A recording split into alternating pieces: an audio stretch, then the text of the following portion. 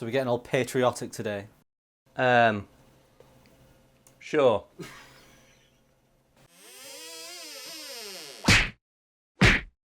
The Battle of Hastings was a conflict between the English and the Normans in 1066 that resulted in the death of King Harold II. But we're not here to talk about that today. Instead, we're here to talk about how the Normans fooled the English into chasing them down a big hill twice. So tell us all a little bit about the Battle of Hastings. Well, there's really only one thing you or anyone else watching at home needs to know about the Battle of Hastings, and that's that when the battle started, the English absolutely had the advantage over the Normans. What kind of advantage did they have? Well, they had the high ground. Oh, we all know the high ground is like, you know, unbeatable.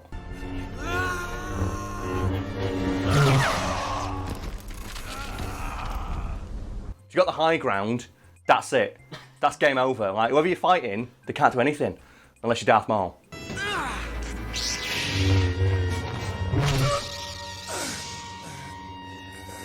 Can we just talk about how shit Darth Maul is for a moment? Because I hate the fact that he's the only thing that made it out of the prequel trilogy. It's like there's him and there's Mace Windu and that's about it. And I was like, oh man, Darth Maul's so fucking cool. It's like, he's so dumb. Like when he loses to a guy who's hanging by his fingertips when he has in his hand a sword that cuts through anything and he even splashes it at his hands.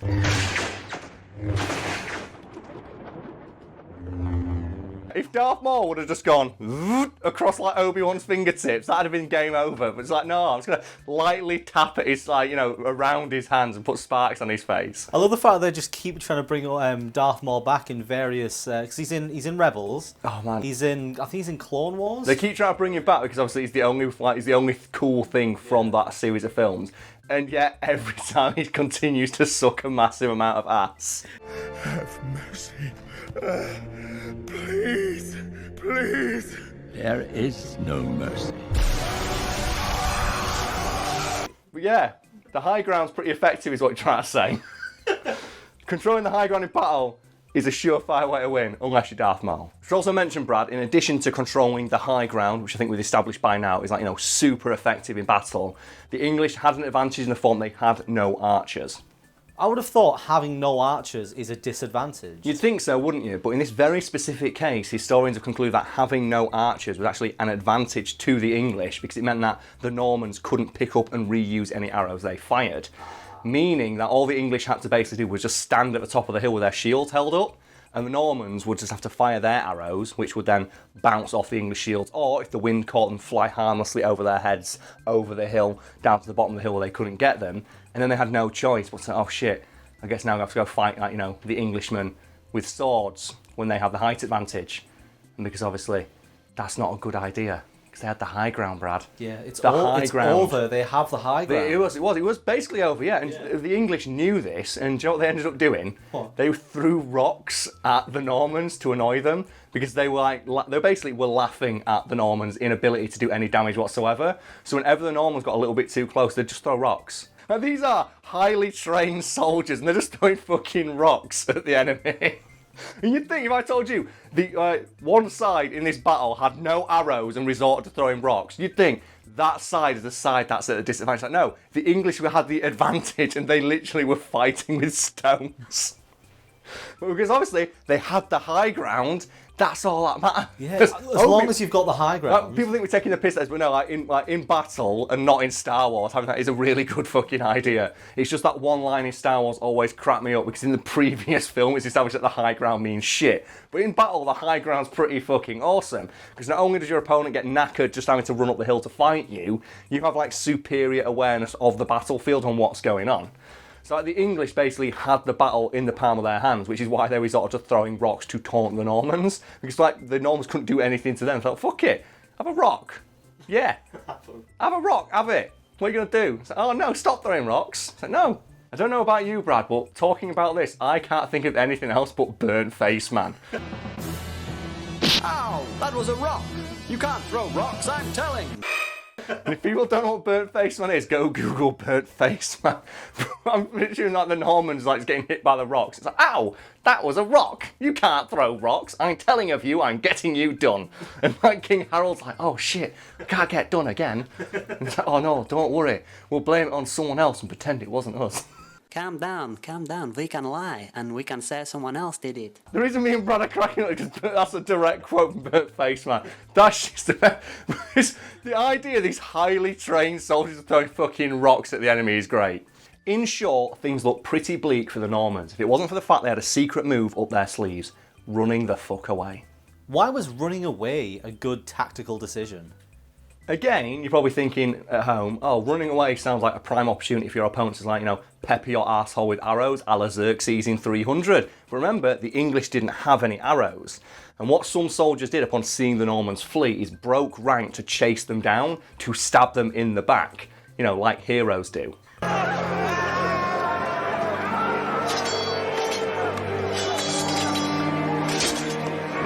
Nothing more heroic than stabbing a guy in the back. Oh yeah.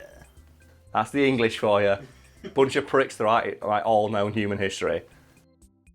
It's recorded that as soon as the English who broke rank got far enough away from their allies that they couldn't help, the Normans stopped, turned around, circled the English and stabbed them all to death, while their allies at the top of the hill looked on helplessly, presumably because they didn't have any heavier rocks to throw at the Normans to scare them away.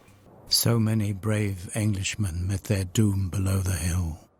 Maybe the English underestimated their power. You underestimate my power! Why does Star Wars work so good with English history? Do you know what? Fuck it, I want to talk about it. So I watched The Last Jedi the other day. Alright. And that film sucks a whole bunch of ass, as I think a lot of people know. But my favourite part of that entire film is the bit right at the end where Admiral Holdo, who throughout the film says, sacrificing soldiers, you can never justify the sacrificing of soldiers, as she watches her hospital ships get detonated in orbit by the First Order.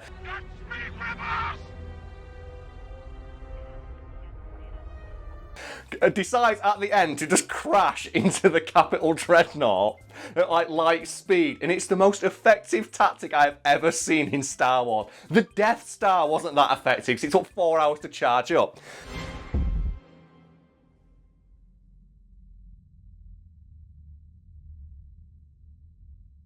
And I found myself thinking, man, I really hope that the giant army with fanatical disposable soldiers and almost endless supply of resources don't realise that that's a good tactic. So I want to see the next Star Wars. I want the First Order to go build another droid army and just send the droids out and go, what are my commands, sir? Oh, we'll fly this TIE fighter at light speed into every one of their ships. They should just make light speed drones that just fly into shit Well, it like makes bullets. you think, doesn't it? Wouldn't that tactic have been really useful during the Clone Wars? When you're literally sending an army of disposable clones to fight your battle for you? Why even bother with battlefield tactics at that point, when that is a valid tactic? The Clone Wars would have devolved into disposable droids and disposable clones. Just flying at light speed. Yeah, but it's such a good tactic, because you look at it and it's there's no way to dodge that, because it's literally light speed. I just found myself thinking, man, that is the dumbest thing I have ever seen. It's awesome. Why doesn't everybody do it? Because, oh yeah, you can't justify the risk. It's there was no risk involved. You sacrificed one person and one ship and took out the biggest ship in their entire fleet. That's sick. Do that all the time. They clearly underestimated her Their power. They did. Yeah. I want the next movie to just start with, okay, Poe Dameron, if you think sacrifice is so fucking awesome, you can try this new ship, and it's just shaped like a middle finger, and all it's got is an engine on the back. So fly this at Kylo Ren. I feel like if you flew a ship at light speed at Kylo Ren, his chest would stop it. It would. His broad chest. Ben Swallow. I only knew about the memes about that. I didn't realise how out of place that was, because the point is, it's Rey and him are communicating via their mind, and she just basically goes into his mind and talks to him while he's getting changed. Why did you hate your father? And she actually says, can you put a shirt on? Do you have something, a cowl or something you can put on? It's so dumb.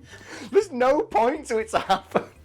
I was watching it on a plane. I was laughing the entire time. It's when the bit when Princess Leia's in space and she just Christ airs and T-poses across the galaxy. She reset a T-pose.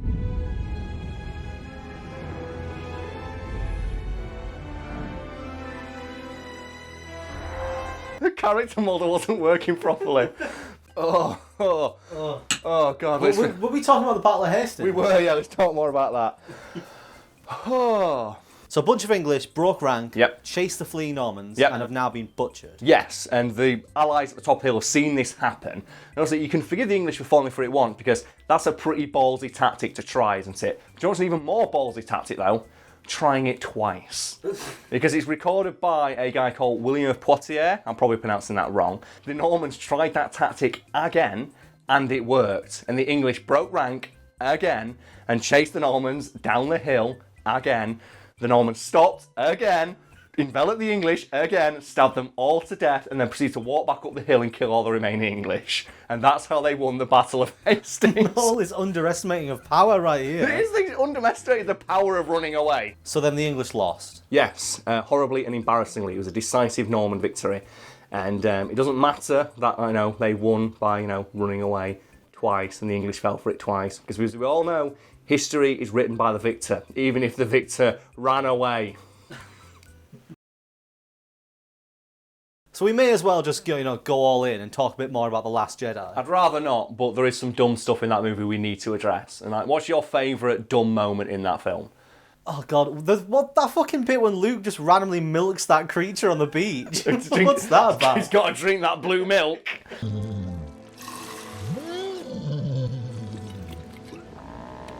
The origins of blue milk.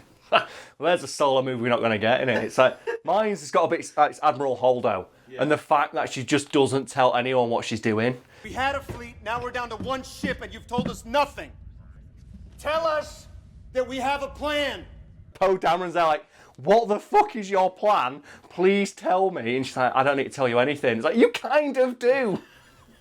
So you can't just expect soldiers to stand there watching their comrades and allies get blown out of the sky. Because you just stand there like Queen Bee, watching it happen and not telling anyone what the fuck is going on. There's nothing will beat just Princess Leia T-posing through the galaxy. Because it's so out of nowhere. We all know she's got the power of the Force. And it's hinted at in the original trilogy to a degree. But obviously, a lot of that's just people reading too far into stuff that she does. But the fact that it's like, oh no, randomly now she can just fly. She's in the next movie as well. How? They've got footage they're going to put in. As long as they don't, mutilate her with CGI. Oh, you mean like they did in Rogue One? What is it they've sent us? Hope. Have you seen as well, like Rogue One basically ruins the start of A New Hope? Because it proves that Princess Leia knew why Darth Vader was there. I'm on a diplomatic mission, so why are you in the middle? Why is all these corpses of rebels around you? Why is my lightsaber still stained with the blood of the guys who gave you those fucking plans? You are part of the Rebel Alliance and a traitor. Take her away! It's great as well, because I like the way I think it was Red Letter Media put it like, the Star Wars universe, it feels really big, but it's actually really small. So every time they try and expand upon it, they have to stick to these 3 characters who no one likes anymore. Oh.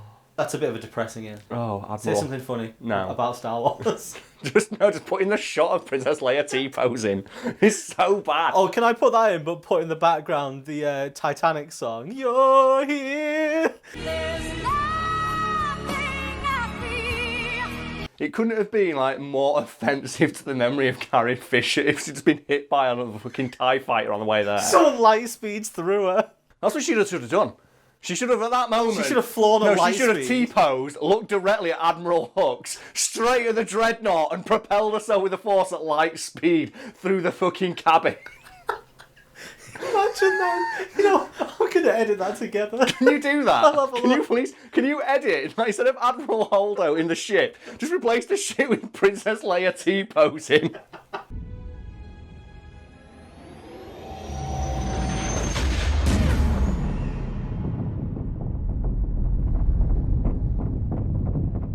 Oh my fucking God, fuck that movie, man.